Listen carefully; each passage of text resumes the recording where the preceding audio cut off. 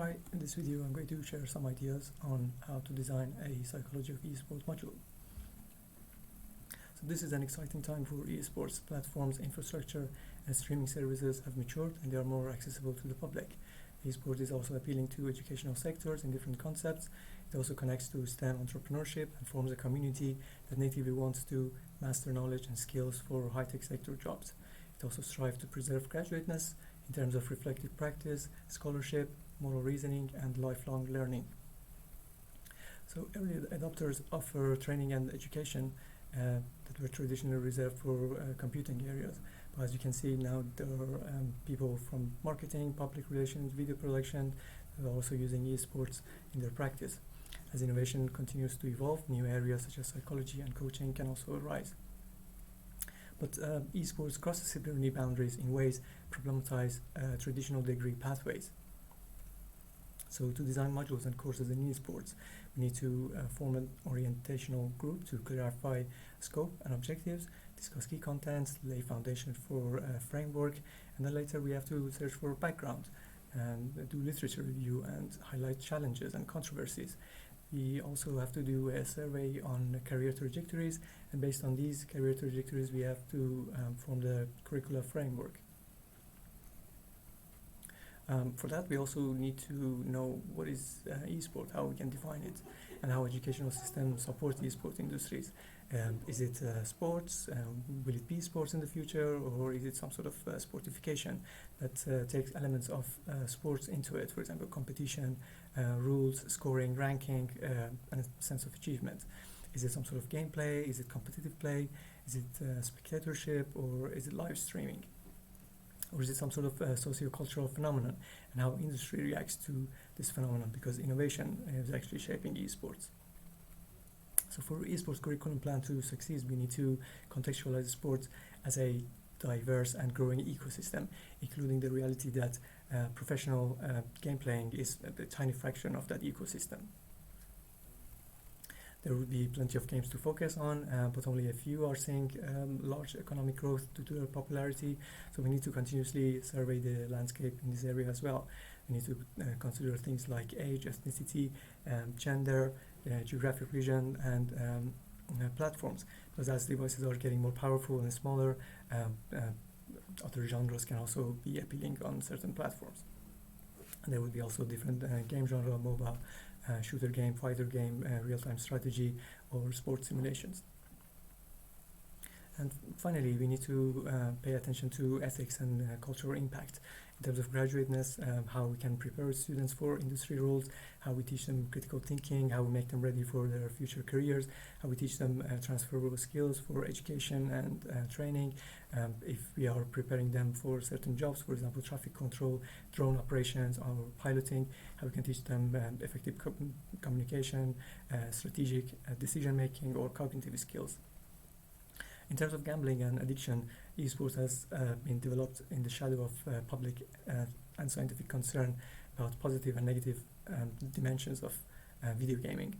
There would be challenges. For example, parents would think that it is unproductive or irresponsible, and there would be areas related to betting and collective spending. There's also things related to health and well-being, constant physical strain, injury, posture, tense shoulder, focused visual attention for a long time, and there would be things related to diversity and inclusion, how esports can cover multivocal games, sports, new media, as well as different stakeholders.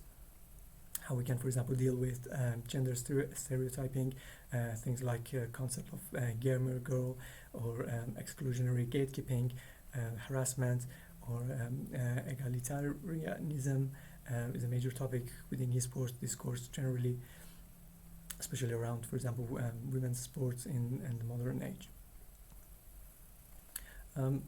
So this is a indicative content that I was thinking of.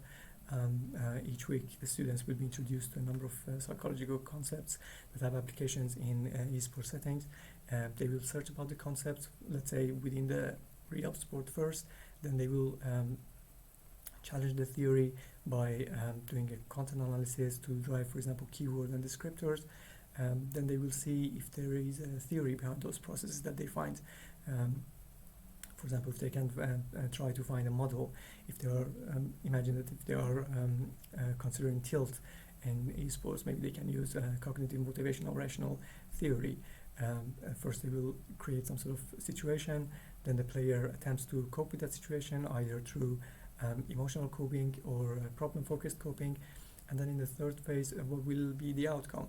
Can they cope with it, which would be they will enter some sort of reprisal phase, or they will not be able to cope, which they might enter dissociation step.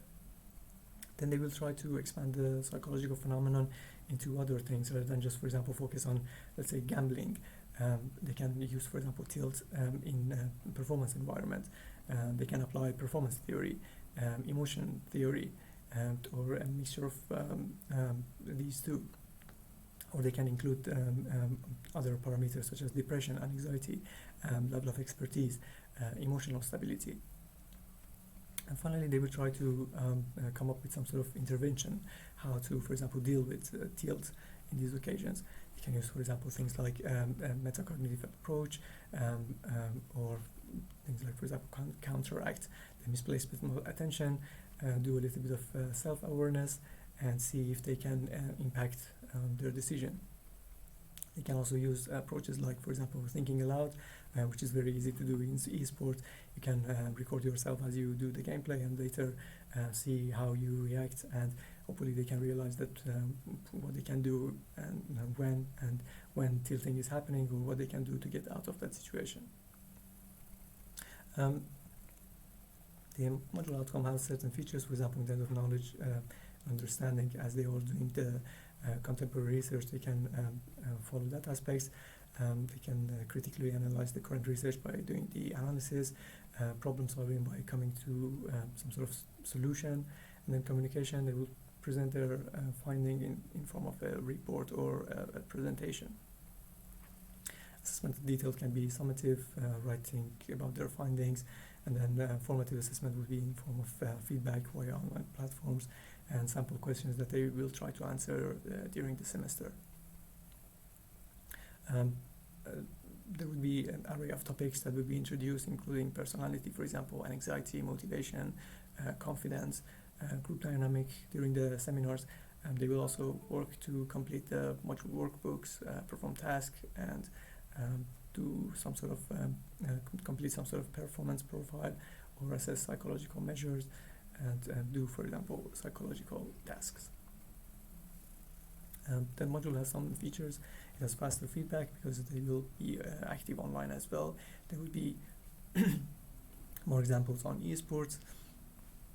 They will be more focused on in-person learning time. The module will have some a mixture of theory, practical, and workshops. There will be videos, reference for future reading, and there will be two types of feedback. One of them will be in the middle of the semester, and then there will be another feedback at the end of the semester. We'll produce some sort of forum post to analyze via the lens of course theory. They will focus on a game that they choose. Then these are the percentage that I designed for this module as marking criteria. With that being said, I'm going to end this presentation. Thank you.